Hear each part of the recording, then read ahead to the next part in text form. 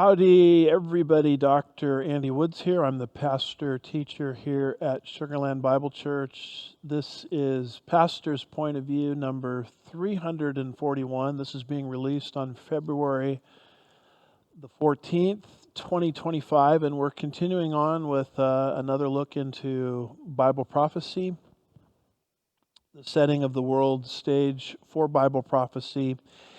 And as you look at our preview slide here are the things that we're going to look at. Some interesting developments I want to bring you up to speed on related to Mark of the Beast technology. We'll make some comments about the global religion of the last days, also anti-Semitism, the irrational hatred of the physical descendants of Abraham, Isaac, and Jacob is accelerating, and that's prophetically significant. And then I want to bring you up to speed on the GOG-MAGOG alignment, some interesting developments there. Let's go ahead and start with Mark of the Beast technology.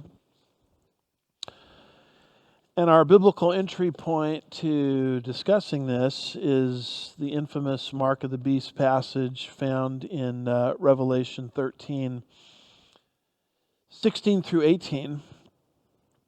John writes concerning the future Antichrist, he causes all, the small and the great, the rich and the poor, the free men and the slaves, to be given a mark on their right hand or forehead. And he provides that no one will be able to buy or sell except the one who has the mark, either the name of the beast or the number of his name. Here is wisdom. Let him who has understanding calculate the number of the beast, for the number is that of a man, and his number is 666. So most Christians or not, unbelievers, are aware of this passage. And at bare minimum, it's describing a global economy that will exist under the reign of the Antichrist, and how you're shut out of the global economy if you don't receive some sort of mark upon your right hand or your forehead. And obviously, a passage like this presupposes a typical or progress, let's put it this way. It presupposes a particular level of technological sophistication. You know, something like this could never come into existence without the right technology, and clearly today we have that technology, which shows us how close we are towards the ultimate fulfillment of these events. In our prior episode, we made a lot of positive comments about the Trump administration and how they're, I believe, actually being used now by the Lord to restrain the hand of evil. But there are some other parts of the Trump administration that are kind of a head scratcher and are a little bit troubling. One of the things that the Trump administration has embraced is something called Stargate. I believe that Stargate is significant because it could help propel us in the direction of this Mark of the Beast passage. And so I'm quoting from Forbes, January 24th, 2025. I believe we have a graphic there on that particular article. And the title of it is Trump's AI Push. Understanding the 500 billion Stargate Initiative. And the article says, President Donald Trump wasted little time in announcing the Stargate Initiative, a $500 billion private sector deal to expand U.S. artificial infrastructure spearheaded by tech giants OpenAI, SoftBank, and Oracle. Stargate represents the largest AI infrastructure project in history. Two key factors increasingly constrain AI's growth: the rising electricity demand from data centers and evolving regulatory challenges. This article is helpful because it just, for the uninitiated, gives us a little bit of understanding of what this Stargate issue is. It says the new administration's light-handed regulatory approach and the Stargate initiative should remove some of these barriers to AI expansion. The first phase includes the construction of data centers in Abilene, Texas, with 10 facilities under construction.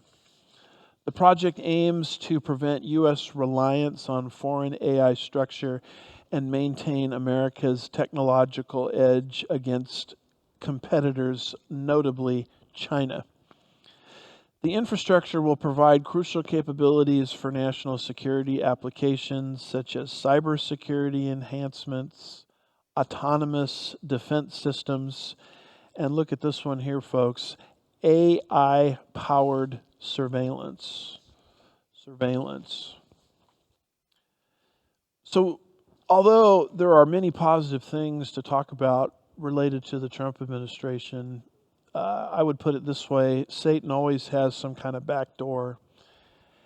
And it's very conceivable that this push into the area of the Stargate initiative is pushing us in the direction, ultimately, of the kind of mark of the beast technology and mark of the beast surveillance that we read about in Revelation 13, verses 16 through 18.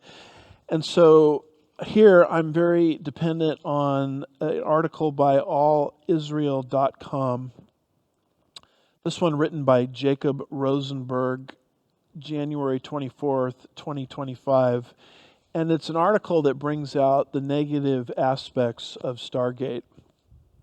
The title of it is Stargate: Trump Directs the U.S. Government to Support the Transhumanist Goal of Creating Artificial Superintelligence. And so this is the part of the Trump initiatives that I find most disconcerting. It says this: on the first day as the 47th President of the United States, Donald Trump publicly announced that he is directing the U.S. government to support a planned $500 billion infrastructure project to enable the creation of superintelligence. Trump announced the project in a press conference at the White House alongside three tech billionaires: SoftBank's last name Sun, Oracle's Larry Ellison, and OpenAI's Sam Altman. Sun continued, quote, artificial intelligence will come to solve the issues that mankind would never have thought we could solve. This is the beginning of our golden age, he concluded. Altman echoed Sun's words. I think this will be the most important project of this era, Altman stated. Sun, in a speech last year, that after experiencing a personal crisis of confidence, he had come to believe that the mission of his company would be, and listen to this, accelerate the evolution of mankind through superintelligence. I realize our ultimate mission, the evolution, is the evolution of humanity, he added. What greater cause could there be? The mission will be accomplished through the realization of artificial superintelligence, ASI. AI, then, is 10,000 times more intelligent than human wisdom. The realization of ASI, which will far surpass human wisdom, will mark a turning point in history, he declared. All conventional wisdom will be overturned. For what purpose was Sun born? He asked. It may sound strange, but I think I was born to realize ASI. I am super serious about it. In other words, this man developing this technology has a very severe messianic complex. I realize that Trump is trying to harness this technology for good, but there's a darker side to this that this article is proposing. This is not the first time that Sun has made comments casting himself in messianic terms. After SoftBank suffered an annual loss of $13 billion several years ago, Sun reportedly compared himself to the Son of God in a call with his investors. As analysts pressed him on the company's poor performance so far during an investor call on Monday, Mr. Sun noted that Jesus was also misunderstood and criticized, according to three people who were on the call. The Financial Times reported here, this man pushing this is comparing himself, in other words, to Jesus Christ. Altman has likewise spoken of his ambition in religious terms. The most successful founders do not set out to create companies, he wrote in 2013, 2 years before he co-founded OpenAI. They are on a mission to create something closer to a religion, and at some point it turns out that forming a company is the easiest way to do so. So here's a guy behind the Stargate that's trying to develop a religion because he sees himself in a messianic role. Perhaps the technology that he wants to bring in can be very helpful and help the United States of America in all kinds of different ways. But this other stuff associated with this should cause our antenna, to detect something is problematic here. Trump has done some wonderful things to restrain our progress into the New World Order, but here's something that he appears to be doing, probably unknown to himself, that is accelerating our path, our trajectory into the New World Order. His company leads the AI world in its efforts to hasten the coming of the so-called singularity. Now, there's a vocabulary word for us to learn. What is singularity? It's the transhumanist eschaton in which mankind merges with superintelligence. Altman and Sun likewise share the widely held view amongst AI experts that superintelligence could arrive within a decade or so. In a few thousand days. AGI by 2030 and ASI by 2035. Elon Musk, who co-founded OpenAI with Sam Altman but has since started a rival AI company, has made similar predictions. I think it will be able to do anything that a human can do, possibly within the next year or two, Musk said. And then how much longer does it take to do what humans can do combined? I think not long, probably only, I don't know, 3 years from that point, 2029-ish, 2028, something like that. Transhumanist Peter, I think you pronounce this, Diamandis, who co-founded the Singularity University, has said that this kind of technology, listen to this very carefully, folks, will allow us to be godlike in our abilities, to be omniscient, omnipotent, omnipresent. I mean, isn't that the same thing that Satan declared of himself in Isaiah 14, verses 12 through 15? I will make myself like the Most High, that got him evicted from heaven. Is this not the same kind of mentality and spirit that you find in our forebears, where Satan tempted Eve, Genesis 3, verse 5, if you eat from the forbidden tree, you will be like God. Anytime human beings start saying this AI technology is going to allow us to become godlike, allowing us to have attributes that only belong to God, omniscience, all-knowing, omnipotence, all-powerful, omnipresence everywhere at the same time, that shows me that this is the type of pathway technical-wise, into the Antichrist system. The article goes on and it says we're going away from individuals to collected intelligence, meta-intelligence.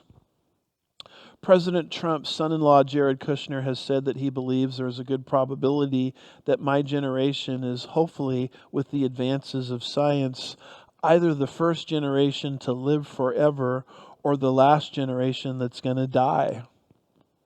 Wow. Isn't that what the devil said to our forebears Genesis 2, verses 16 and 17, right in there. Oh, you will not die if you eat from the forbidden tree.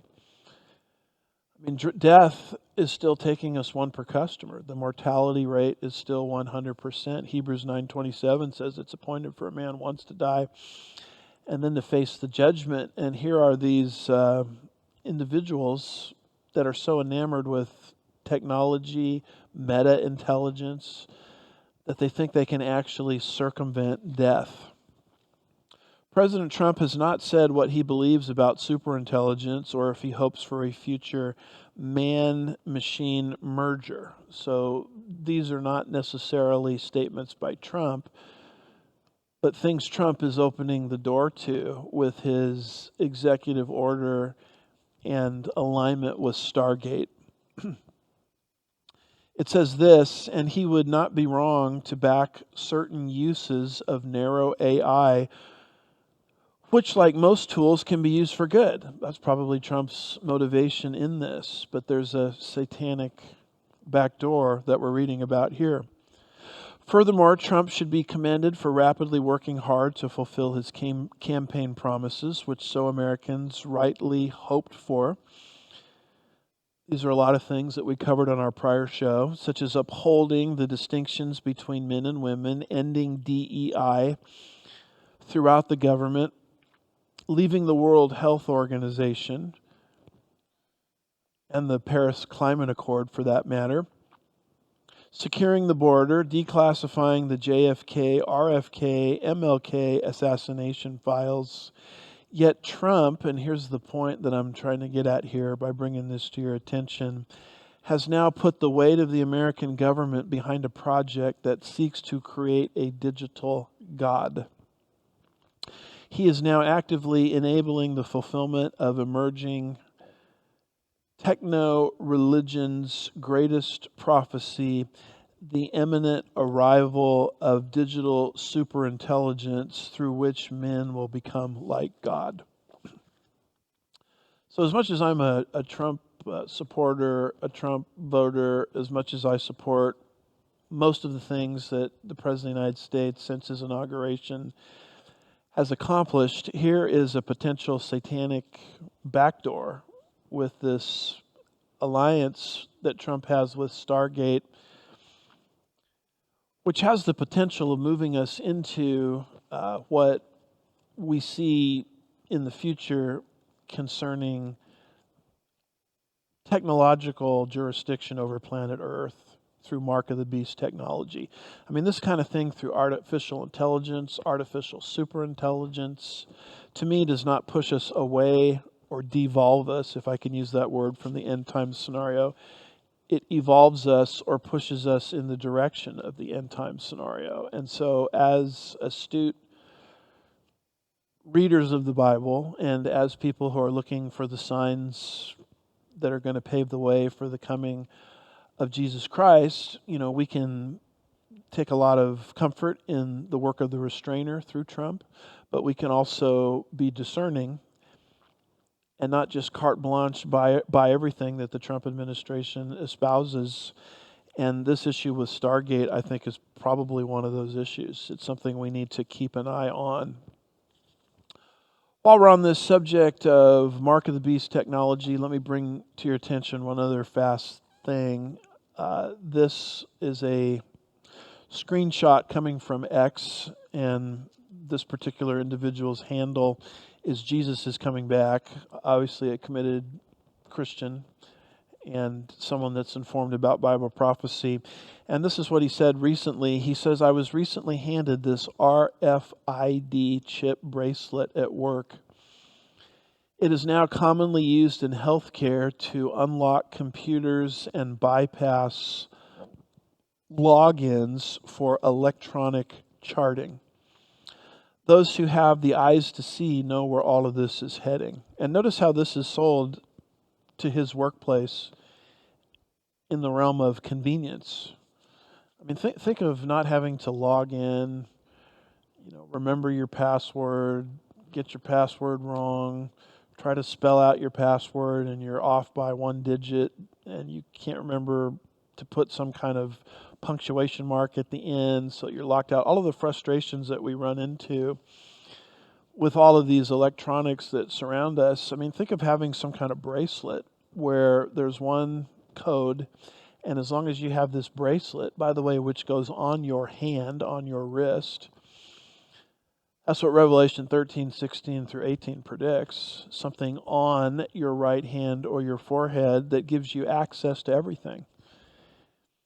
And if you don't have the bracelet, then you're cut out of everything. Now, am I saying that this is the mark of the beast? No, because we don't have the beast yet. The mark of the beast system, as I understand it, can't be up and running until the second half of the tribulation period. So it's yet future. Yet things like this don't push us further away from the mark of the beast system. Like AI and ASI, they push us in the direction of the mark of the beast system.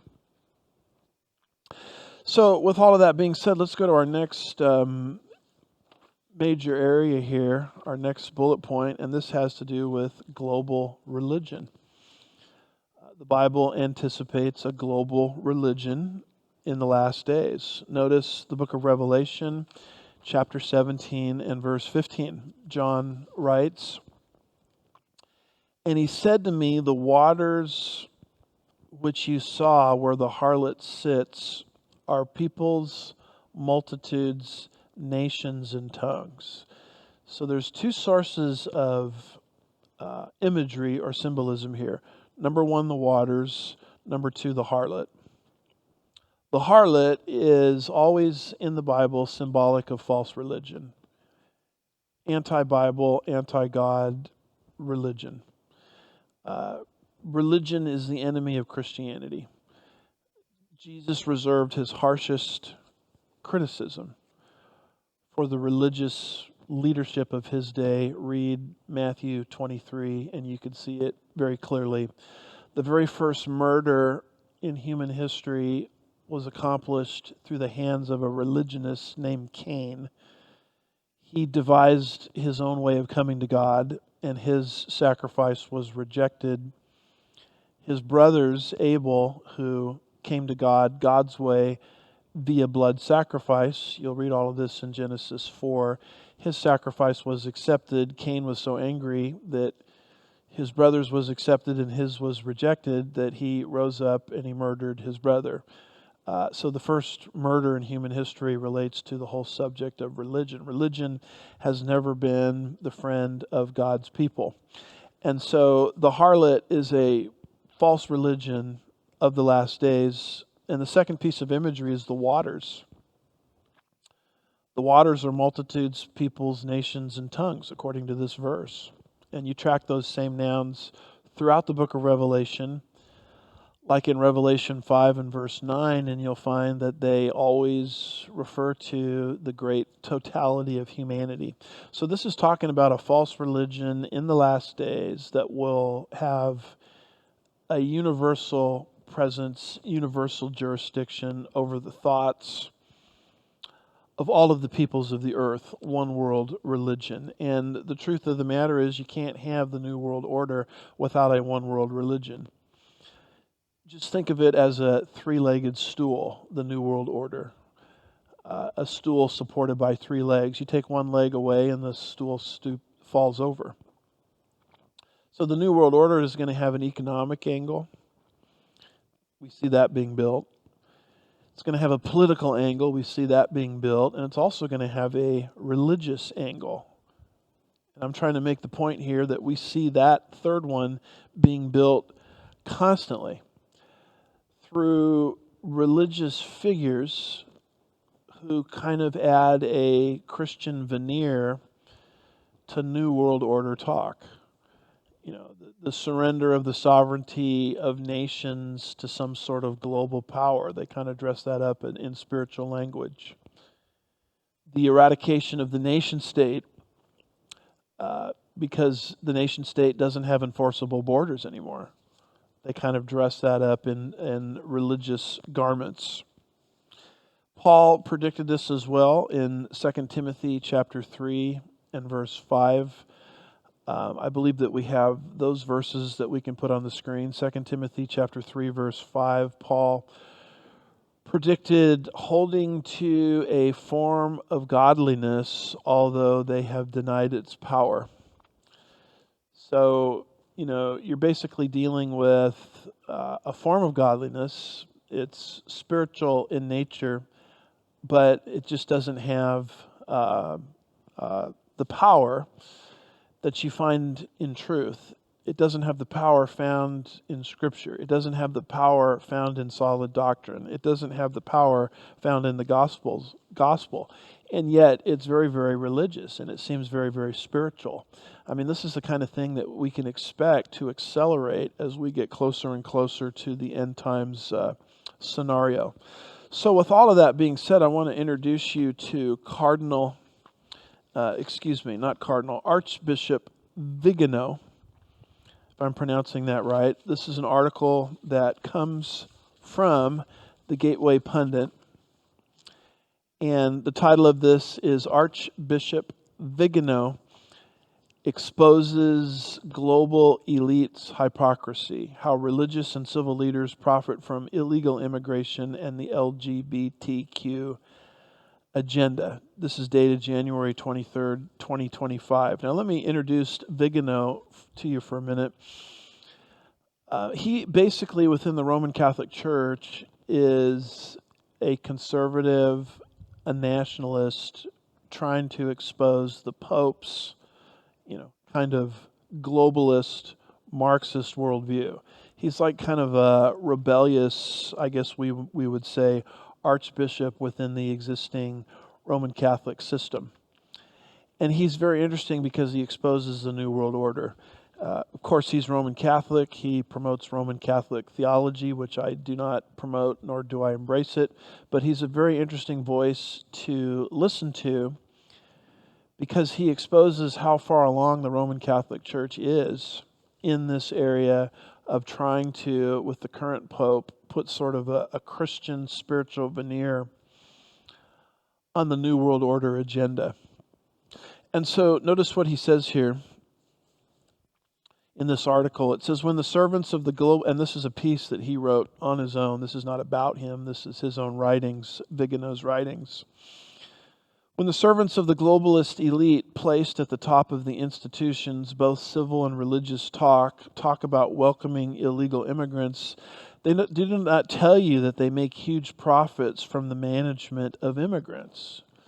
So what he's saying is these liberals within religion promoting the New World Order are actually doing it because they're profiting themselves from these things. When they talk about the rights of the LGBTQ plus community, they not tell you that they have a conflict of interest since they themselves are involved.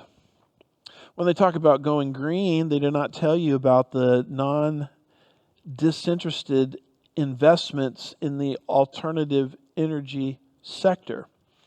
This betrayal of their institutional role is what unites them. They earn money and increase their social power to the extent that they support the globalist agenda. And now he starts talking about the bishop that lectured Trump at the inaugural religious ceremony. She gave him kind of a left-wing lecturing from the pulpit. And he talks about, and we covered that on prior shows, how that whole sad scenario fits in with the New World Order religious agenda. It's religious people making statements that have nothing to do with the Bible, but they have a pulpit and they have a collar. And they use their religious position to put sort of spiritual veneer over the New World Order. And she was lecturing Trump on borders and, not deporting immigrants and trying to make it sound like the God supports her left-wing agenda. Well, Vigano begins to criticize her. Her name, you'll recall, was Budi. I may have pronounced it as Bud, but I think it's Budi. And he says this, and like her Catholic counterparts, Budi, that's the Episcopalian bishop that lectured Trump that made national and international news, she lives in a clear contradiction with what she preaches. Berg Bergoglio condemns those who build walls, but toughens penalties for those who enter the Vatican illegally, while Booty believes she can cover up the fact that she lives in a $2 million villa by displaying the rainbow flag on her balcony. I mean, did you know that this archbishop, that lectured Trump, this Episcopalian bishop, made national and international news, used her pulpit while the President of the United States and his family are sitting there to kind of lecture him on the immorality of deporting illegal immigrations, the immorality of tighter border enforcement. I mean, did you know that while she's doing this lecturing and finished the lecture, she went home to a $2 million villa? I mean, these people are like the Pharisees of old. They were the religious leaders of the nation, and yet their whole manner of business was to protect their own personal interests. And that's what the Vigano piece that I've brought to your attention does. And so this is all part of a religious system of the last days that is being constructed before our very eyes, and you're seeing different pieces of it as we look at these various news articles. And then, of course, the Pope gets involved with this. Notice this screenshot from the BBC. This is an article that says the Trump plan to deport migrants is a disgrace, says the Pope, from the BBC, a January 20th, 2025 article. It says Pope Francis has said that Donald Trump's plans to deport illegal immigrants from the U.S. would be a disgrace if they materialized. Speaking to an Italian TV program from his Vatican residence, Francis said that if the plans went ahead, Trump would make poor wretches that don't have anything to foot the bill. That's not right. That's not how to solve problems, he said. Then the Pope went on, and he says the Pope, or the article rather, says the Pope is known to hold the issue of migrants dear. During a public audience last August, he said that systematically working by all means to drive away migrants was a grave sin. See the religious language there? In 2016, before the first presidential election was won by Trump, Pope Francis said, "A person who thinks about building walls and not building bridges is not Christian," close quote. So border enforcement is unchristian. It's unspiritual. I mean, what is the Pope doing? Satan is using the Pope to put a spiritual happy talk on the borderless New World Order agenda. This is the third leg of the stool that's coming into existence that the Bible predicts would cover the earth in the last days. The article says, referring to Trump's promise to build a wall on the Mexican border to keep migrants from traveling to the U.S., Pope Francis said, quote, "I say only that this man," referring to Trump, "is not Christian.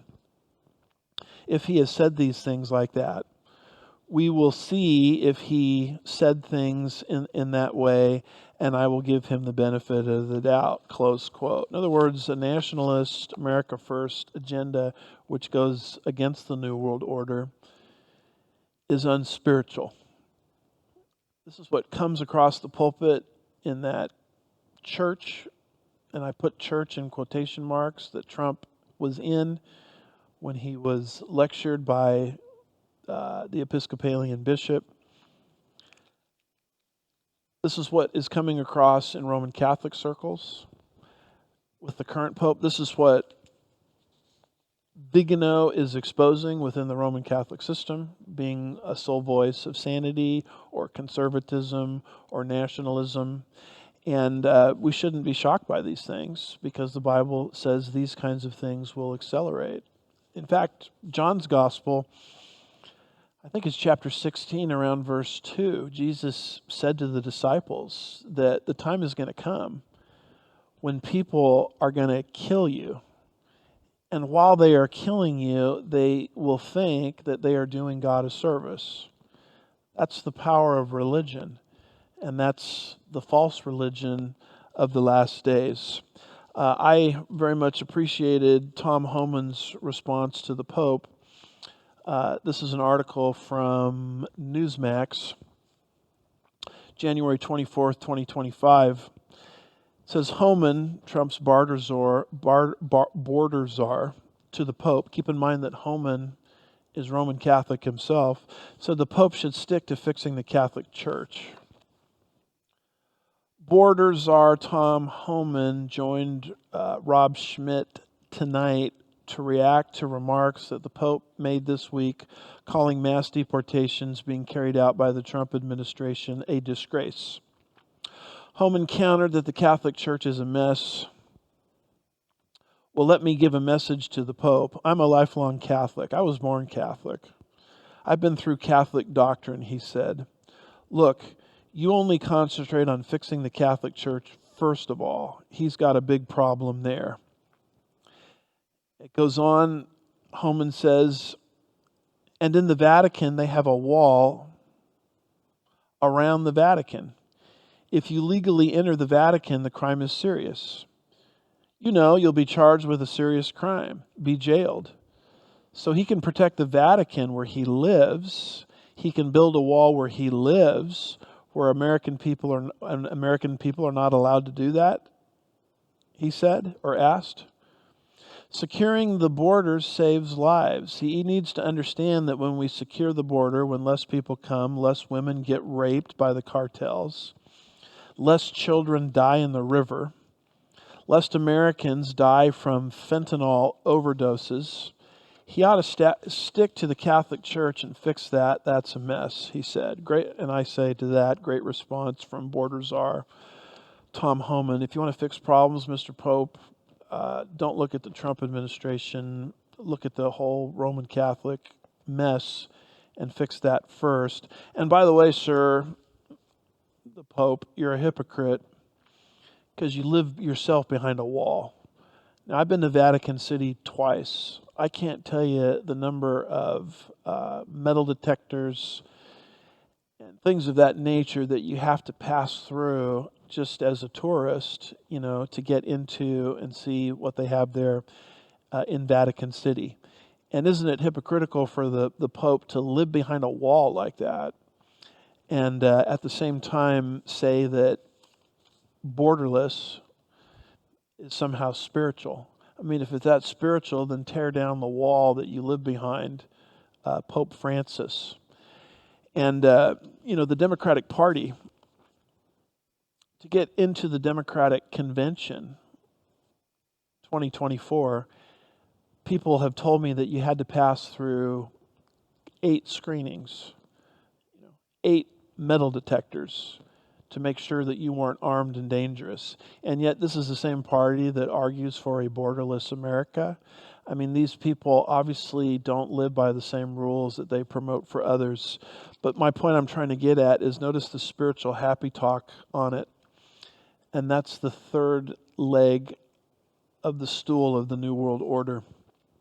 With that being said, let's go to our next bullet point here, which has to do with anti-Semitism, the irrational hatred of the physical descendants of Abraham, Isaac, and Jacob. We know that will accelerate in the last days because of what Revelation chapter 12, verses 6 through 17 indicates. Satan, midway through the tribulation period, will be permanently cast out of heaven, and he will pursue with great anger and wrath the nation of Israel, the woman clothed with the sun and the moon and the 12 stars. And anti-Semitism is accelerating like I've never seen. The events of October the 7th have accelerated anti-Semitism and not decelerated anti-Semitism. In fact, we have just emerged from Holocaust Remembrance Day, January the 27th, 2025, and here's a screenshot indicating all of the Holocaust victims by country. Look at all of the people that were killed in the Holocaust, 6 million Jews, and look at all of the different countries that they came from. France, 74,000. Austria, 65,000. Yugoslavia, 67,000. And the map goes on and on and on. What's the source of this anti-Semitism that led to the Holocaust? The irrational hatred of the physical descendants of Abraham, Isaac, and Jacob. Well, it's demonically or satanically energized, the Bible says. Satan understands that God has obligated himself to bless the world through the Jew. And Satan is trying to prevent a blessing from coming to planet Earth, which will be the kingdom, because the kingdom will be headquartered in Jerusalem. Isaiah 2, verses 2 and 3, Zechariah 14, 16 through 18, Revelation 20, verse 9 indicates that. When the kingdom comes, Satan loses his grip or his authority over planet Earth. And so what better way to prevent that kingdom from coming than to eradicate every physical descendant of Abraham, Isaac, and Jacob, the instrument through which these blessings will come? Genesis 12 and verse 3. This becomes the demonic explanation of things like the Holocaust. And you would think just a few decades after the Holocaust, a number of decades, that anti-Semitism would just disappear. You think humanity would have learned its lesson, but it's reappearing. And God himself says it would reappear. Notice this particular article from Times of Israel, January 24th, 2025. It says the UN rights chief warns anti-Semitism is rampant. He says anti-Semitism is rampant 80 years after the Holocaust, the UN rights chief said Friday. In a report published ahead of the upcoming Auschwitz Liberation Anniversary, the Conference on Jewish Material Claims Against Germany found that the majority of people surveyed in Western countries thought a repeat of the Holocaust was feasible. And then, now listen to this, and that a majority of young adults in France, where anti-Semitic attacks are reportedly at historic highs, do not know what the Holocaust is. Let me read that again. It's talking about youth in France who do not know what the Holocaust is, even though the Holocaust occurred just 80 years ago. You know, when I came of age, and I came of age through the public school system, K through 12, public school, everybody knew who Hitler was. Everybody talked about Hitler. The teachers made us aware of the diabolical influence of Adolf Hitler.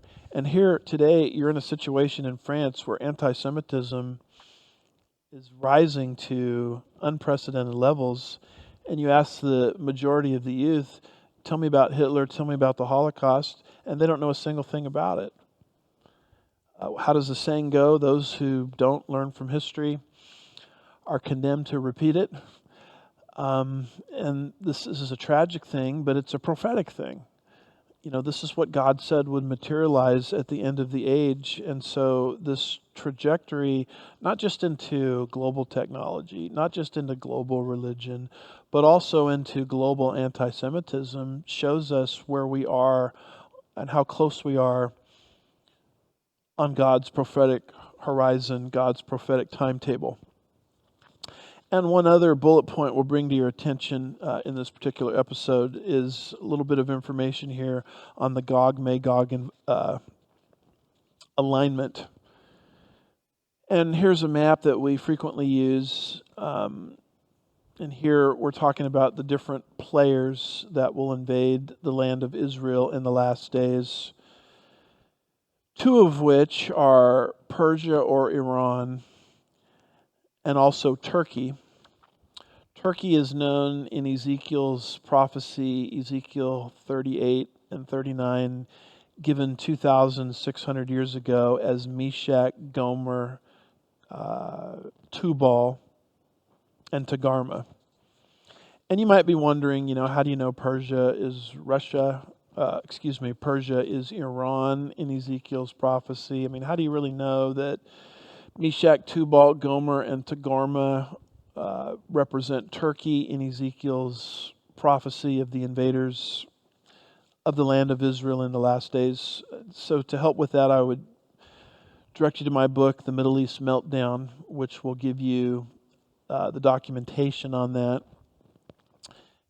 It's succinctly explained there. It's too much documentation to go into here. So if you have question marks in your minds concerning how we identify the players in Ezekiel 38 and 39 with those kind of funny sounding ancient names with modern nations, that book will help you with that. So we know that this invasion is coming, and what we see is the stage being set for that invasion.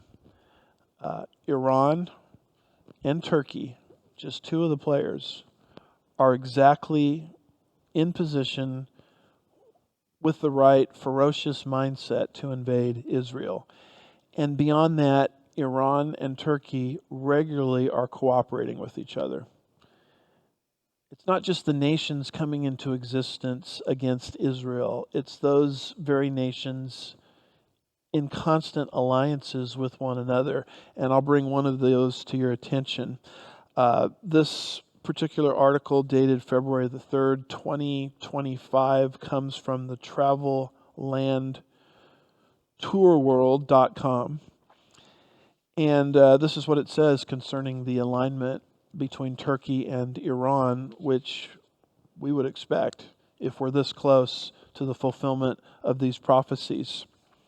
It says Turkey and Iran have taken significant steps to enhance transport connectivity following discussions between Turkish Minister of Transport and Infrastructure and Iranian Minister of Roads and Urban Development.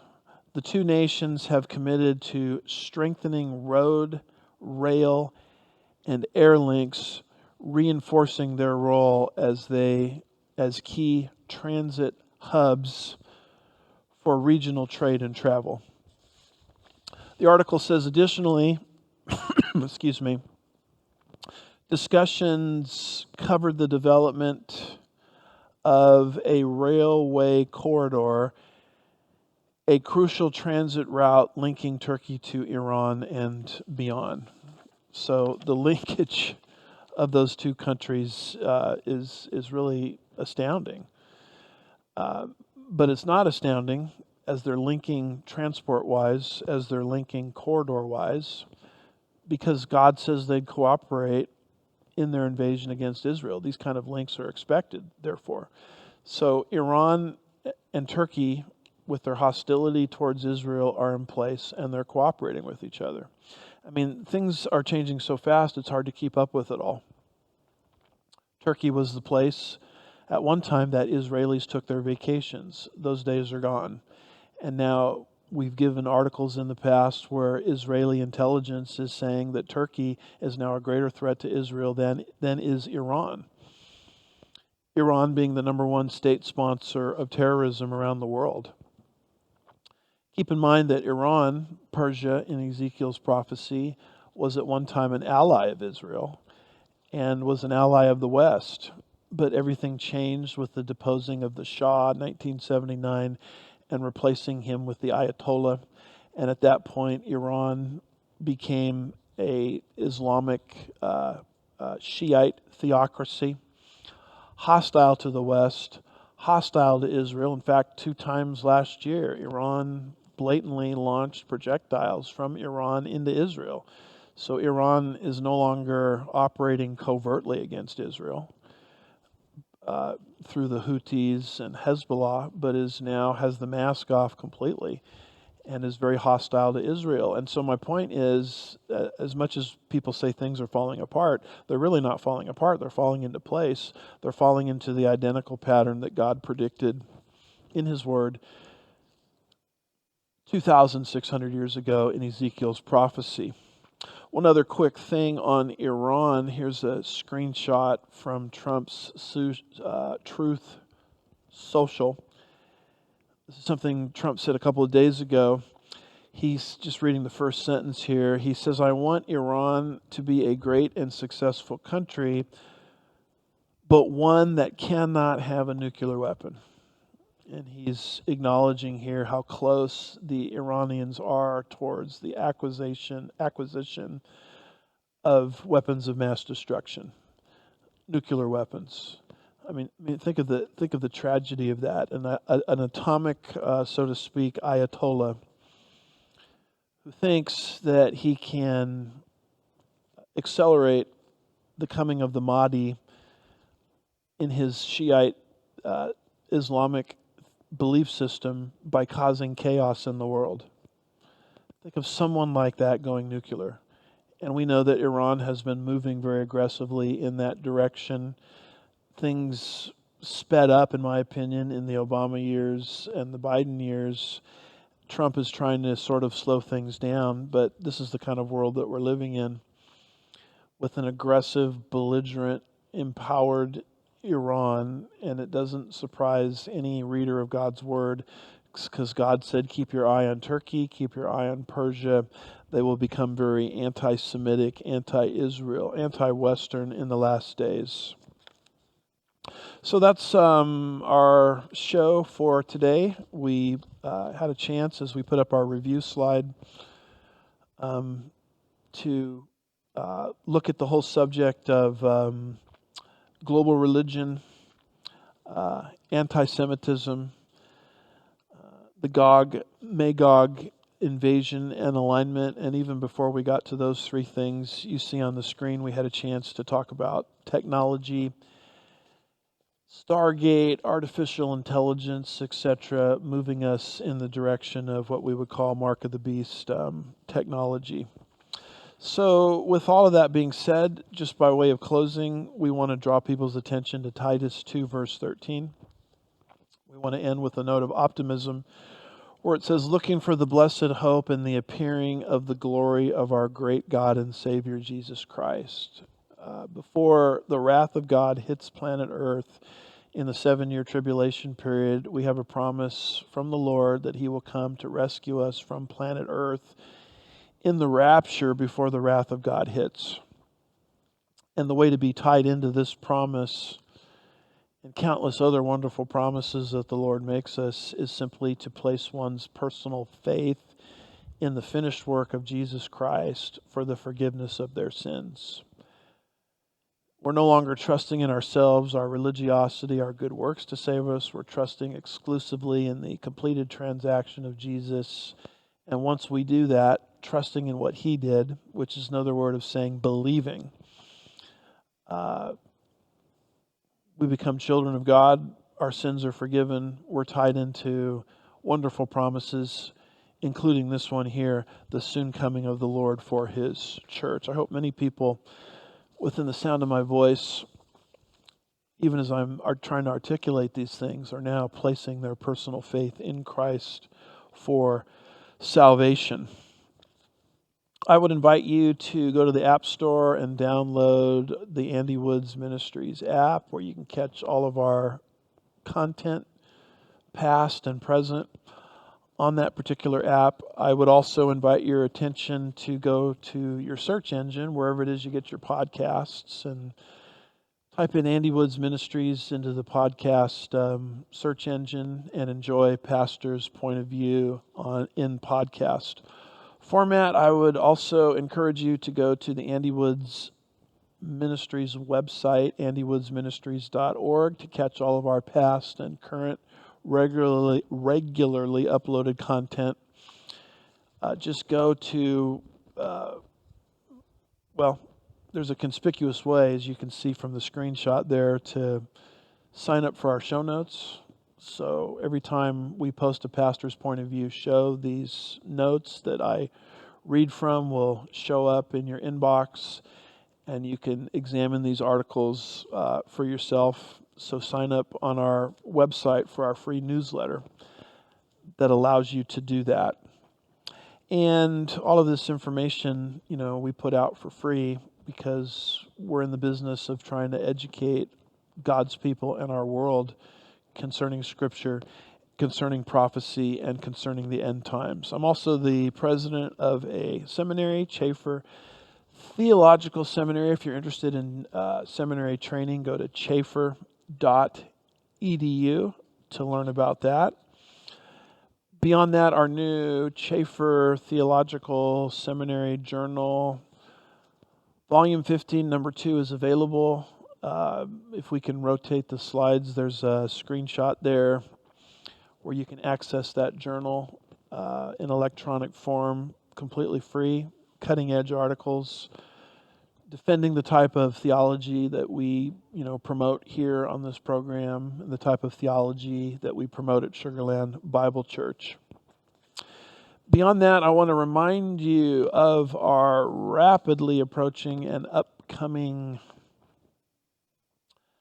Sugar Land Bible Church Prophecy Conference, February 21st, Friday night at nearby Sugar Creek Country Club, where we're going to enjoy a banquet together. An all-day conference on Saturday, February the 22nd, and then we invite people to stick around and attend church Sunday the 23rd, as our conference presenters will be presenting during our normal church service times at Sugar Land Bible Church. This will be our 4th annual prophecy conference here at Sugar Land Bible Church. The title of this one is Faith for Final Days. Speakers include Bill Federer, Olivier Melnick, Randall Price, and myself. Special music by Claude and Rebecca Chu, and Olam Worship. It's going to be a great time to come and learn about worldview, prophecy, and be fortified for where God has you in these last days. Due to some spatial limitations, we're currently sold out, but even though we are, I just talked to our office staff. They're still encouraging people to sign up because there's a lot of fluidity between now and the conference, typically speaking, because sometimes people cancel at the last minute and new seats become available. And beyond that, even if you're not able to come into the actual building itself, we're offering this conference as a free live stream, which you can find. The whole all-day conference will be live streamed on Saturday, culminating in a Q&A session. And then, of course, Sunday morning, as is normal, will be live streamed. And so you can find the live stream at the Sugar Land Bible Church website and or Facebook page. You can find it at the Andy Woods Ministries Facebook page, app, website, and we're happy to be live streaming this entire event, at least the all-day Saturday event, and Sunday via live stream. And so this allows you, of course, to participate remotely. Beyond that, coming right up, in fact, the first day of this conference is now transpiring at the time this video is released. There's a conference called God's Plan and Satan's Attack on the Divine Institutions. It's held at Grace and Truth Bible Church in Georgia. And as you can see from the screen, there's details about the conference, links that you can go to learn about the conference. You can see also on the screen our conference schedule. And it's going to be a great time as we seek to defend what are called divine institutions. Speakers include Kevin Lucas, Dennis Roxer, Sean Laughlin, and myself. And so that's a great bread and butter conference I want to make you aware of. Chafer Theological Seminary has a pastors and really all believers conference coming up featuring Charlie Clough's Framework series. And that's going to be our key feature. He's going to be our key speaker at the different sessions at the Chafer Theological Seminary Conference. There'll be other presentations as well.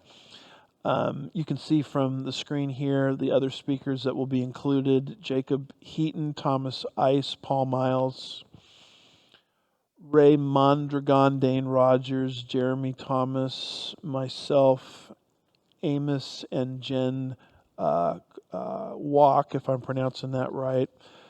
And these are people that have benefited from Charlie Clough's framework series in different ways, presenting on different items. And so that's going to be a great conference as well. That's coming up at nearby West Houston Bible Church, March the 15th, 2025. And then there's also the Stealing the Mind conference coming up. This is going to be held in Coeur d'Alene, Idaho, March the 15th, 2025, a one-day conference. You want to go to the Compass Ministries website. There's a link there at the bottom that you can see to find out about the conference, live streaming options, etc. Speakers include that one day on Saturday: Patrick Wood, Brandon Holthouse, Alex Newman, Russ Miller, David Reagan, and then myself, Dr. Andy Woods. So we have a Patrick Wood and an Andy Woods at the same conference. And so that's going to be a great time. And one other conference I want to make you aware of. This is a Worldview Radio Bible Prophecy Rally that's going to be held in Waukesha, if I'm pronouncing that right, Expo Center in Wisconsin, April the 15th, 7 to 9:30 p.m.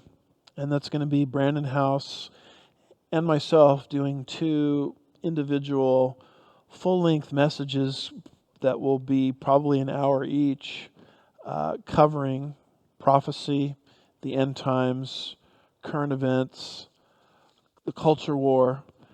And these will be cutting-edge presentations, that will really bring you up to speed on what is happening in terms of God's end-time calendar. Brandon House of Worldview Weekend is the host of this particular conference. I'm his invited guest. It'll be just the two of us. And there at the bottom, you can register at worldview.com /events. You see that at the very bottom.